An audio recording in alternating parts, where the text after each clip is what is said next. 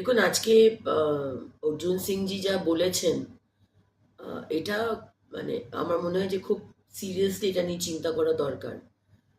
কারণ অর্জুন সিংজি একজন প্রাক্তন সাংসদ, বহুদিন ধরে রাজনীতি করছেন, এবং উনি যে কথাটি বলছেন আমার মনে হয় যে এটা তদন্ত করা দরকার।